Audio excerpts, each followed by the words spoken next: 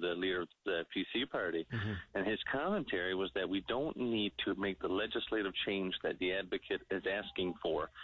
Just to provide some background to people, the Child and Youth Advocate, Carol Chafe, is asking for a legislative change so that any death of a child is reported to her office, and so that they can, be aware of it, number one, and then to do an investigation.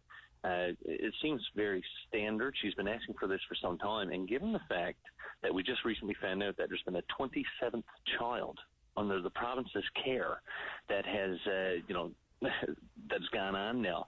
And again, she was not aware. She was only made aware through the media.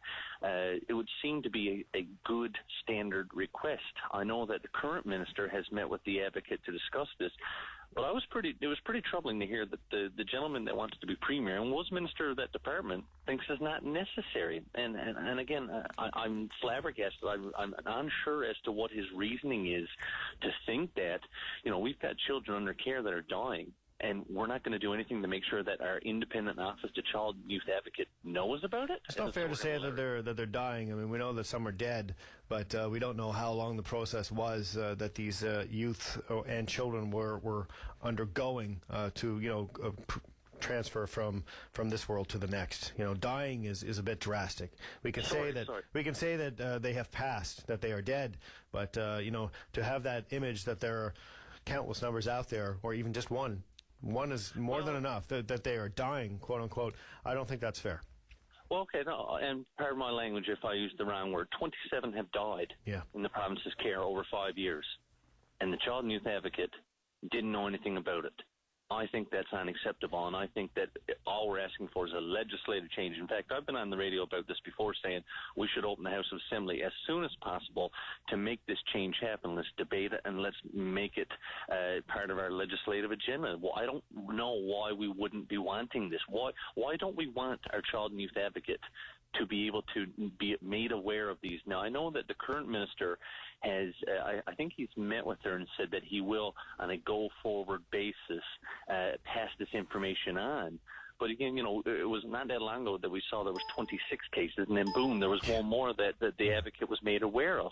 And again, these are children in the care of the province. So my question is, why does the former Minister of Child, Youth and Family Services not want this to be made part of legislation? Why wouldn't you want the law changed to allow this to happen? It seems pretty standard.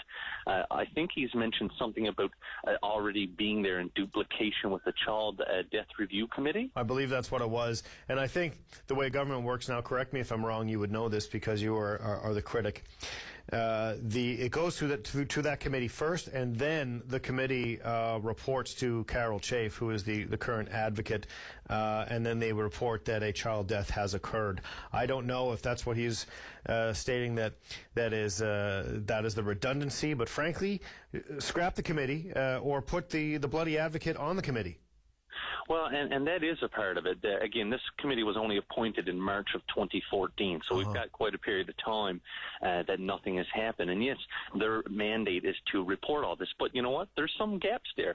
The Death Committee, and again, this sounds like a horrible name, but the Child Review, I'm going to call it the Child Review Committee, they only cover children up to the age of 19, whereas the Child and Youth Advocate actually has a mandate for children or young people up to the age of 21. There's 2 years there where there's no coverage.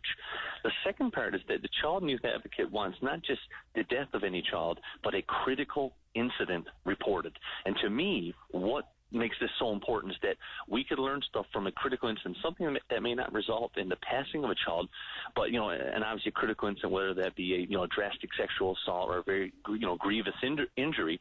Why wouldn't we want that investigated to prevent it from happening to any other child? Correct. So there is a difference there. It's not just the duplication. And again, something is not working here, and I don't know if this is going to be the position of government going forward. I don't know if it's the position of the current minister.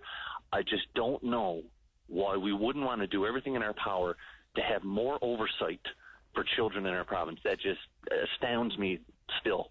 I can't believe it myself. I think that listen, if the House decided to reopen or open early on this particular issue, Andrew Parsons, I guarantee you I'd be the first one at the door to listen to this debate from start to finish, because I would like to know the reasoning for this to not happen. This should be happening. It should be happening now. This committee should have been in existence years ago. 27 deaths did not just happen as of March.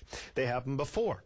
And I don't know if this is tied in any way to whistleblower legislation not being retroactive whatsoever. I don't know. None of us know the answers. None of us will. And I put the question to you before you get checked through security at the airport.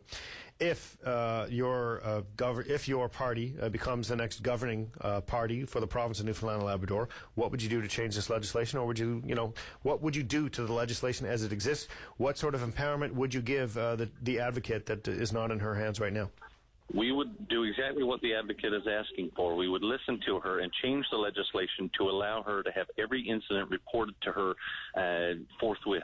That there's no ifs, ands, or buts about it. This, the current advocate's been there for 4 years and had an extensive background in this field. She knows what she's talking about, and anything we can do to protect the lives and the safety of children, we will do that. We've put that out there. I've said that repeatedly, and I'll be speaking to it as soon. I'm hoping that they're going to open the House of Assembly in the fall. I'll speak to it then, and I'm sure they're going to be asking questions about it as well, because I don't know why the crowd there now will not allow for this to happen. I look forward to your answers, and I hope you get them. Andrew Parsons, thanks for joining us today. Have a very safe flight, and I hope you didn't pay $10 for an airport cookie. Thanks so much for having me on, Jonathan. You take care. Enjoy. Bye-bye. Bye-bye.